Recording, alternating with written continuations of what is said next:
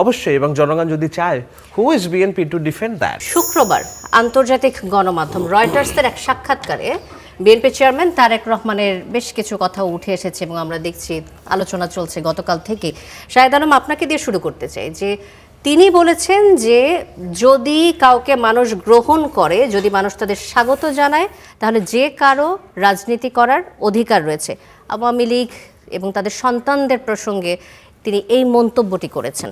তো আওয়ামী লীগ কিংবা শেখ হাসিনার সন্তানদের মানুষ গ্রহণ করবে কিনা সেটি যাচাই করার সুযোগ বিএনপি যদি ক্ষমতায় আসে তারা কি দেবে, এমনটাই কি ইঙ্গিত দিচ্ছেন? কি মনে হচ্ছে আপনার? আপনাকে অনেক ধন্যবাদ। আমার মনে হয় যে যেই ভাবে ফটোকার্ড এসেছে সেখানে কিছু বিভ্রান্ত হওয়ার সুযোগ আছে, যে আওয়ামী লীগ এবং শেখ হাসিনার সন্তানরাদের যদি জনগণ মেনে নেয় তাহলে তারা রাজনীতি করবে, এইভাবে এসেছে। কিন্তু আমি যতটুকু দেখেছি তিনি বলেছেন যে না, এটা জনগণ উইল ডিসাইড এবং যে কারোরই রাজনীতি করার অধিকার আছে। তো এটা তো বিএনপির প্রিন্সিপাল, বিএনপির প্রতিষ্ঠাতা জিয়াউর রহমান দুটি আস্থাকুড়ের রাজনৈতিক দলকে সামনে এনে বহুদলীয় গণতন্ত্রের প্রবর্তন করেছিলেন। আস্থাকুড়ে আমি বলছি যে জনধিকৃত জামায়াত ইসলাম তখন মুক্তিযুদ্ধ বিরোধী, নিষিদ্ধ, আর শেখ মুজিবের শাসনামলেই বাকশাল কায়েম করে যে আওয়ামী লীগ যেভাবে কর্নার্ড ছিল, এই দুটি দলকেই তিনি জিয়াউর রহমান যখন নিজের দল করলেন, সবাই মিলে বাংলাদেশকে এগিয়ে নিয়ে যাওয়ার জন্য একটা রাজনীতি শুরু করলেন।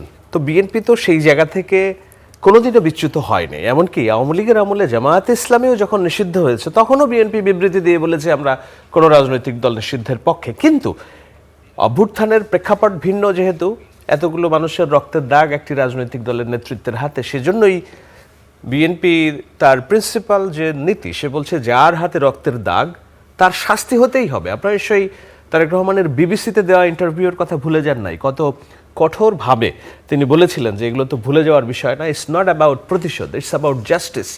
আপনি যদি জাস্টিস এনশিওর না করেন তাহলে পরবর্তীতে যে কোনো শাসক এইভাবে স্ট্রিপ রুলার চালাবে।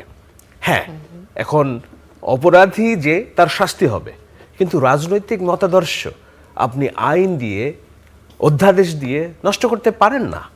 এইটা বাংলাদেশ রাষ্ট্রের প্রিন্সিপালের সাথে যায় না। এমনকি 24-এর গণঅভ্যুত্থানও যেই কারণে সংগঠিত হয়েছে, এইটার মূল স্পিরিট ছিল বৈষম্যহীন বাংলাদেশ।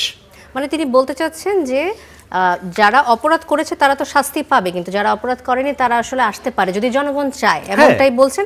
এবং সেই সাথে কি আমরা এই ইঙ্গিত পাই যে আওয়ামী লীগের যে কার্যক্রম নিষিদ্ধ করা হয়েছে সেই নিষিদ্ধ হওয়া কার্যক্রম তিনি উঠিয়ে দেবেন, এমন ইঙ্গিত পাচ্ছেন? এটা ইঙ্গিত পেতেই পারে। এখন এমন হতে পারে, যদি আপনি দেখবেন তাদের বিএনপি ইশতেহারে সবচেয়ে বড় যে গুরুত্বপূর্ণ বিষয়, যেটা এই হাদির ডামাডোলে এটাকে পণ্ড করার যে চেষ্টা করেছে জামায়াত ইসলামী এবং এনসিপি, সে কারণে কিছুটা তারা সফল হয়েছে যে ইশতেহারের বিষয়গুলো সামনে আসেনি। কিন্তু সেখানে কিন্তু স্পষ্ট বলেছে যে ট্রুথ অ্যান্ড রিকনসিলিয়েশন, যেটা আমরা দক্ষিণ আফ্রিকার একটি রাজনৈতিক প্রসেস, যে যারা ভিন্ন মত, রাজনৈতিকভাবে যারা নিগৃহীত, তারা যদি তাদের দোষ স্বীকার করে এবং বিচারিক প্রক্রিয়ার মধ্যে দিয়ে যদি তাদের শাস্তি হয়, তাহলে রাষ্ট্রের মূল যে কর্মকাণ্ড সেখানে অন্যদের সম্পৃক্ত করার জন্য যে প্রক্রিয়া, সেটাই হচ্ছে ট্রুথ অ্যান্ড জাস্টিস রিকনসিলিয়ান প্রসেস। সেটা তারা বলেছে করবে। তো এটার মধ্য দিয়ে যদি আওয়ামী লীগ এই নির্বাচনকে ভণ্ডুল না করার মতো কোনো ধ্বংসাত্মক কর্মসূচি না দেয়, তারা যদি তাদের লিডারশিপ নিয়ে যেসব বিচারিক কর্মকাণ্ড হচ্ছে সেটা যদি মেনে নেয়, এবং তারা যদি বাংলাদেশের মানুষের জন্য সৎ রাজনীতি করতে চায়, অবশ্যই, এবং জনগণ যদি চায়, who is BNP to defend that?